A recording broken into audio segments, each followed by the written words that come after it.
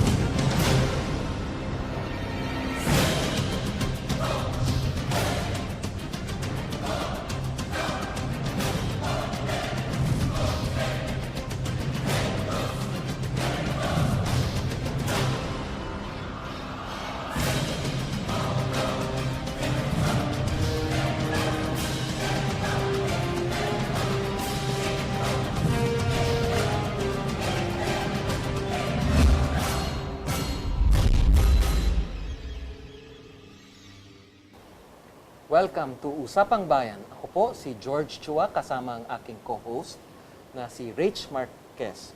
Pag-uusapan po natin ang iba't ibang issue na kinahaharap ng mga kakandidato sa darating na eleksyon at tatalakayin din po natin ang iba pang pangyayari sa bansa.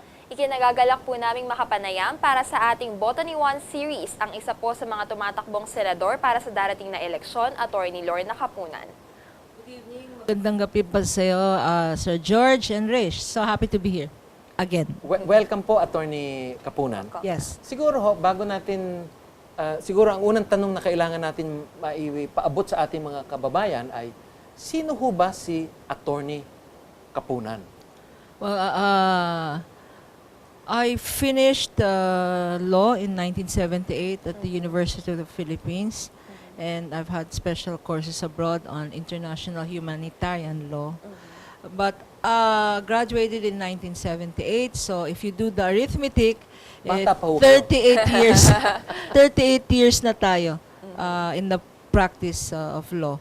In private practice, I started with corporate law and branched out into licensing law, joint ventures, mergers, etc. Then family law. So, nung dati, I would handle joint ventures, now I would handle marriages. I would handle before dissolution of companies, now I would also handle annulments. So, ganyan. So, family law, inheritance, succession, etc. And, well, that is my professional work. But I do sit also in a lot of foundations because of my advocacies. So I used to sit in the board of the Cultural Center of the Philippines because of my advocacy for artists and art workers. I am pro bono counsel for the OPM, for our royalty rights, no equity rights. Like for instance, your production here, if it is shown in the future, will you be able to collect? Although we have an intellectual property code, hindi clear yon.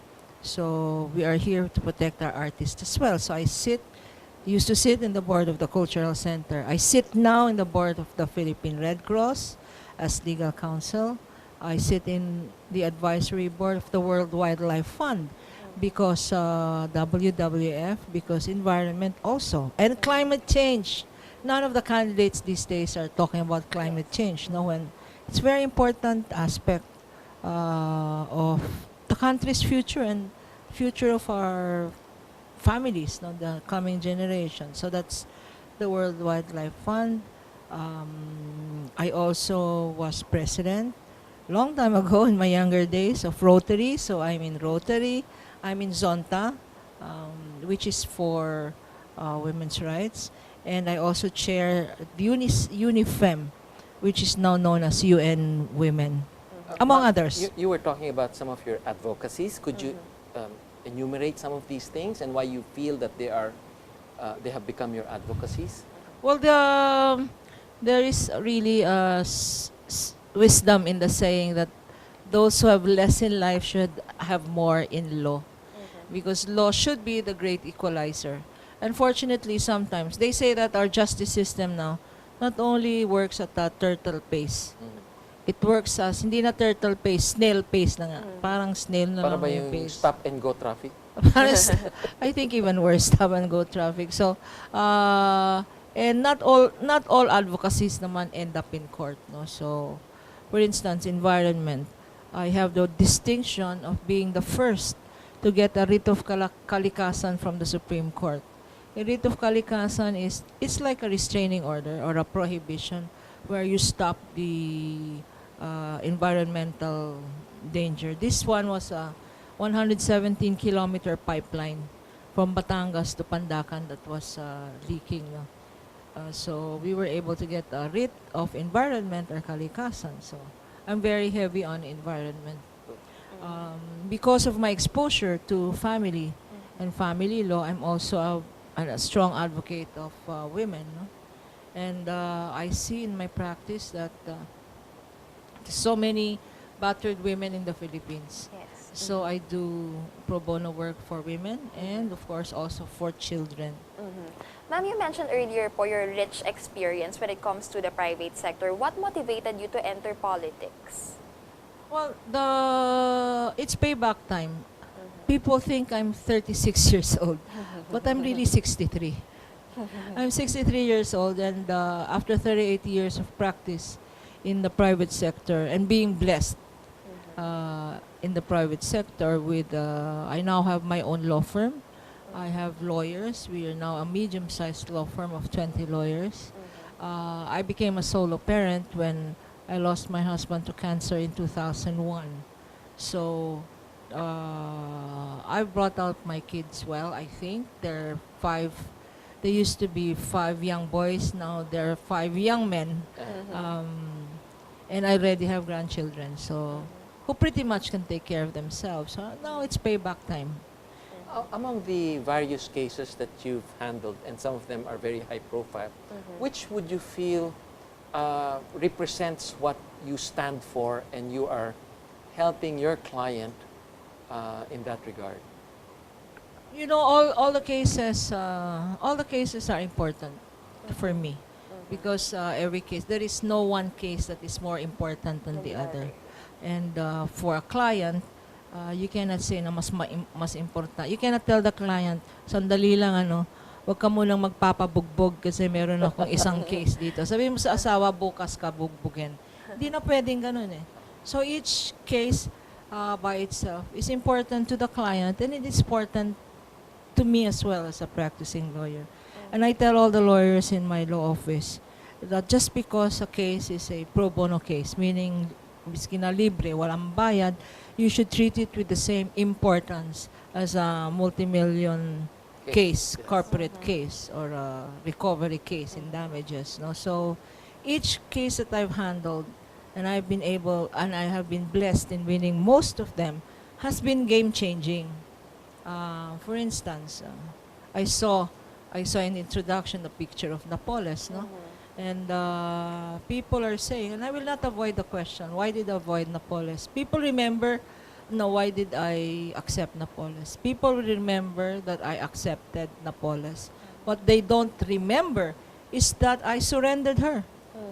I myself surrendered her on her promise that she would tell the whole truth and nothing but the truth, and expose all of the shenanigans on this plunder issue by way of a deposition. Executed in front of the bishops, in front of people who she was not threatened with, no? Unfortunately, that did not happen, and differences in handling of the case led us to drop her. Talking about cases, I understand, Atty Kapunan, that you're with a group of Grace po, no? The Yes. same Yes. party. And fortunately, the SET has already ruled in her favor, no? Would you like to make any comments on that in terms of the issues that were brought out during that case? You know, this is the issue in the Senate Electoral Tribunal. It's not about Grace po. The issue there is whether a foundling can be considered a natural-born Filipino or a naturalized Filipino. Because this will not only affect a Grace Poe, this will affect all of those instances where natural-born citizenship is a requirement.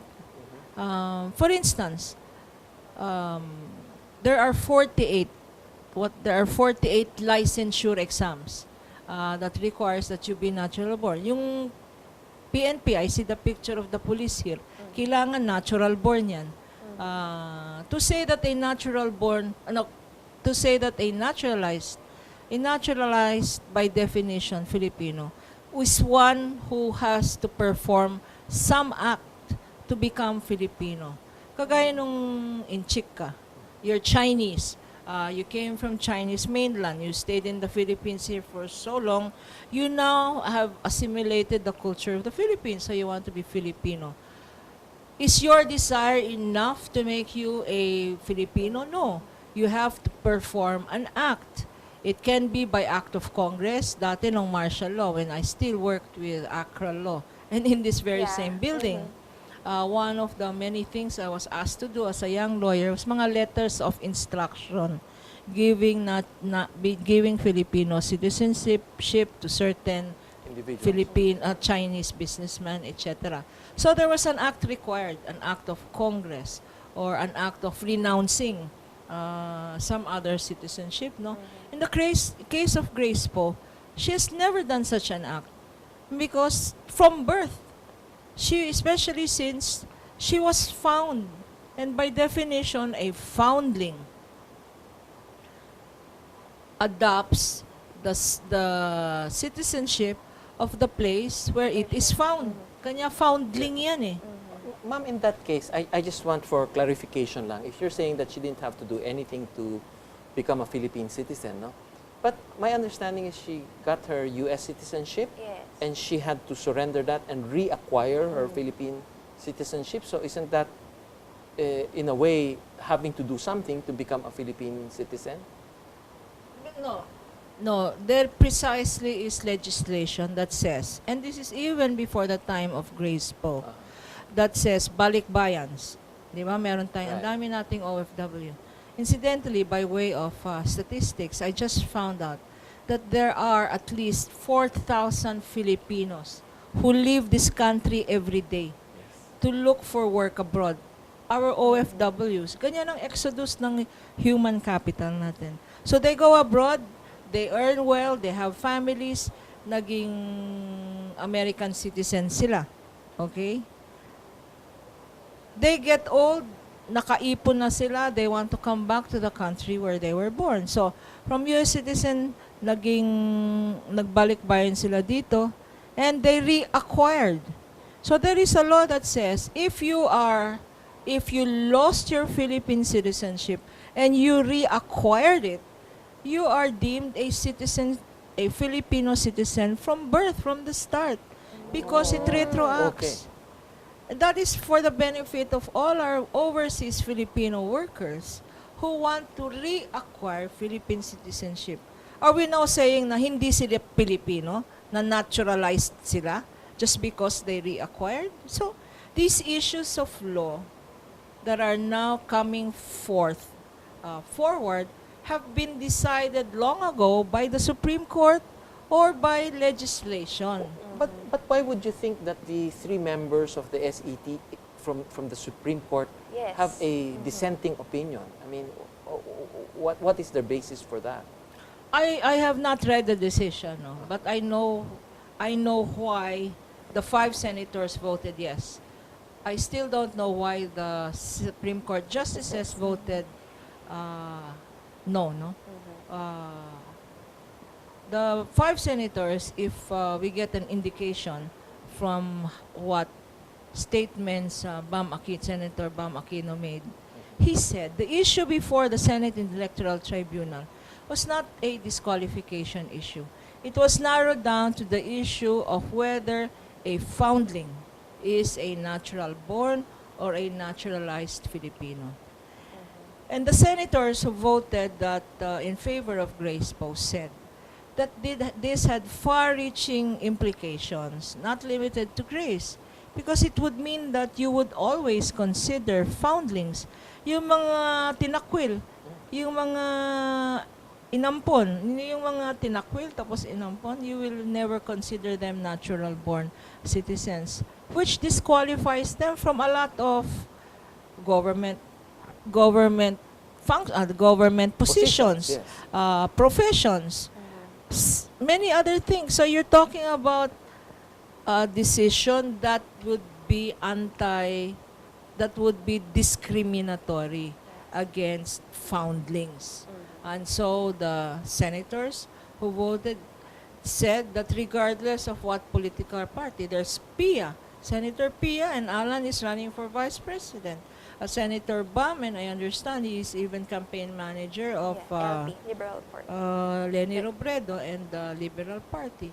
None of these parties persuaded them to vote the way they did, and to their credit, they decided the case in favor of foundlings. Ma'am, si Rizalito David po, who filed the case against Senator Grace po, sabi niya po, i-a-appeal niya yung decision ng SET. Hypothetically speaking, na-disqualify po si Senator Grace, how would you think that would affect your group? Well, first of all, it will not happen that she will be disqualified. No?